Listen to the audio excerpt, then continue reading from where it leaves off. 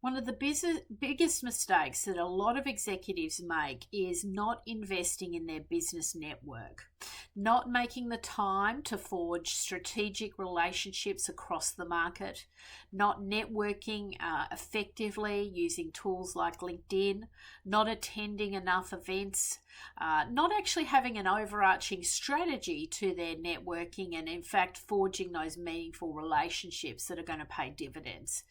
Networking doesn't just happen overnight. It's a long-term commitment to being an industry leader, to forging relationships and building rapport with people you do not know, and creating those relationships through business over many years.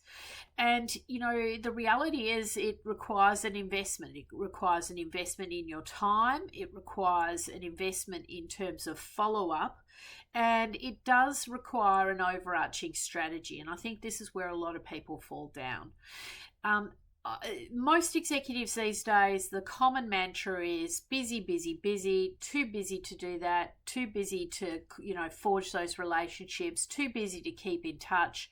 And the reality is that when you go and need your network to help, particularly when you're trying to execute a career move, the kudos is not there. The relationships are not in place. People haven't forged, for example, relationships with the top corporate headhunters, which can take many months, if not years, to forge. The relationships might not be outside of their industry, which may be crucial if you need to do an industry change. The relationships might not even be in your own friend circle because you haven't taken the time to keep in touch with people, and you've allowed yourself to become so busy that you just focus on doing the bare basics.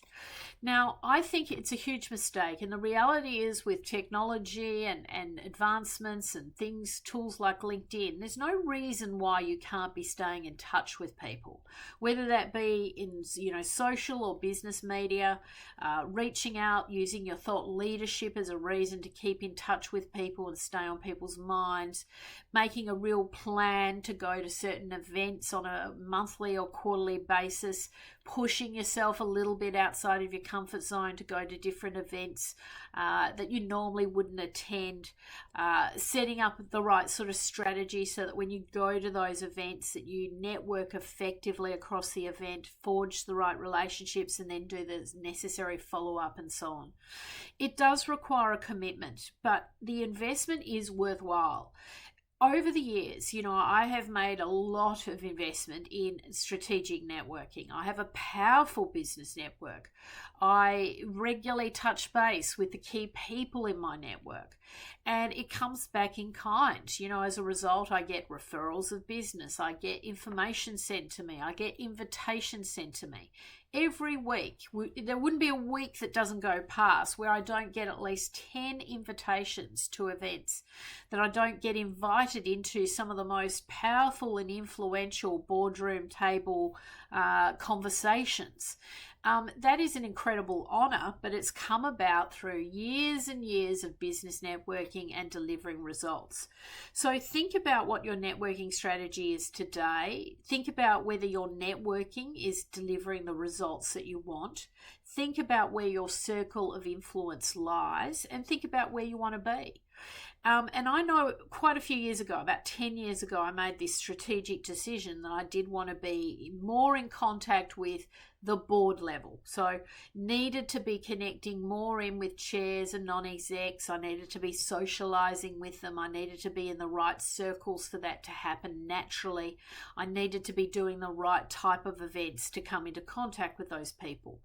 And, a lot of people these days, are prepared to sort of, try and reach out to people from a cold start, but not thinking about the power of the introductions that can happen to forge those relationships with the right people. So you've got to think about your networks in terms of the clubs where people network socially and in a business context. You need to think about that circle of influence and who can introduce you to who, and who would, start to benefit from being introduced to you, and what you actually bring to that table.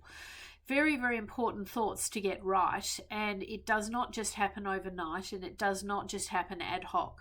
So it does require that commitment. So my challenge to you is, what is your philosophy on networking? What do you hope to gain from your network in the year ahead? And how are you going to go about implementing a networking strategy that's going to deliver results?